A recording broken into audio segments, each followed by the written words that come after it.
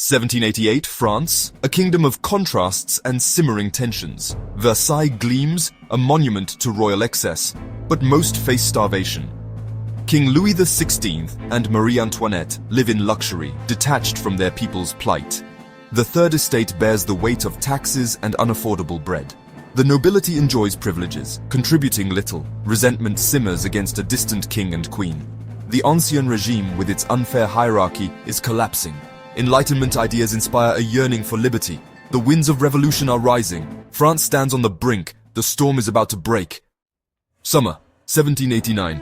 A season of simmering discontent where the seeds of revolution were about to bloom. Paris is a powder keg, a city on the brink. Decades of inequality and famine have brought the people to their breaking point. The king, in his infinite misjudgment, fires Jacques Necker, a minister seen as the people's champion, a beacon of hope in a dark time. Outrage explodes, a volcanic eruption of pent-up fury. The news spreads like wildfire through the crowded streets.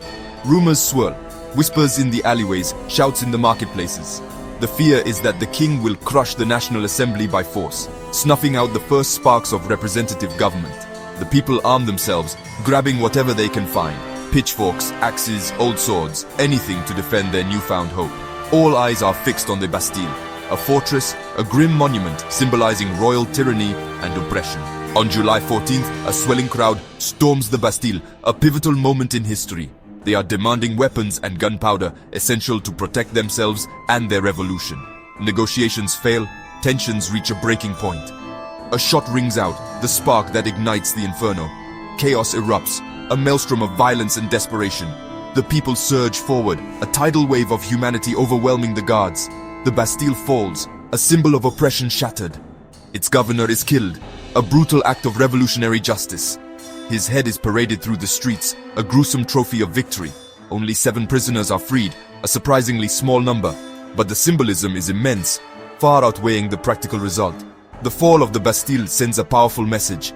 The people will no longer be ruled by fear, they will dictate their own destiny. The revolution has begun, a point of no return, not with words, but with decisive action. The old world trembles, its foundations shaken to their core. France will never be the same, forever changed by the events of this summer. In the wake of the Bastille, a new motto echoes: Liberté, Égalité, Fraternity.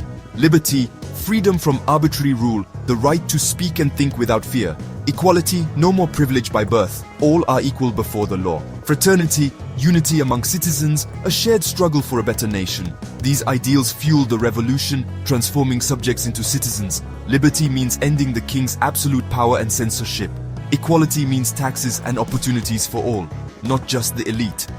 Fraternity binds the people together, urging sacrifice for the common good. The revolutionaries believe a new France is possible, one built on justice and solidarity. The old order is under siege. The dream of a fair society takes hold. The world is watching. The revolution's ideals will echo far beyond France. 2 men come to define the revolution's fate: Maximilien Robespierre and Napoleon Bonaparte. Robespierre, the incorruptible, is a lawyer driven by ideals, liberty, virtue, and a vision of a pure republic. He believes terror is justice, purging enemies to protect the revolution. Napoleon, a brilliant young general, rises through the chaos, offering order and victory. Where Robespierre seeks utopia, Napoleon seeks power and stability. Their paths diverge. One rules by ideology, the other by force. Together, they embody the revolution's hopes and its dangers. France stands at a crossroads between idealism and authority. With the king dead, the revolution enters a radical phase. Robespierre and the Jacobins seize control, ushering in a period of intense upheaval. They promise a republic of virtue, but fear takes hold. The Committee of Public Safety, led by Robespierre, rules by decree. The law of suspects turns neighbor against neighbor, creating an atmosphere of distrust. Anyone can be accused of being an enemy of the revolution, and anyone can die. The guillotine becomes a daily spectacle, its blade falling on thousands, nobles and revolutionaries alike. Even the Queen Marie Antoinette meets her end at the guillotine. Liberty twists into oppression. Hope gives way to terror as the revolution spirals out of control. The revolution devours its own. Paranoia and violence spiral. Robespierre believes he's saving France, but the nation is drowning in blood. The dream of fraternity is shattered by suspicion. The people live in fear. Trust is destroyed. The revolution's promise is lost in the shadow of the guillotine. The world recoils at the horror unfolding in France. The cost of purity is far too high. The terror cannot last. The terror ends with Robespierre's fall. He too meets the guillotine. Chaos follows until Napoleon seizes power, crowning himself emperor. France trades a king for an emperor, but the world has changed forever.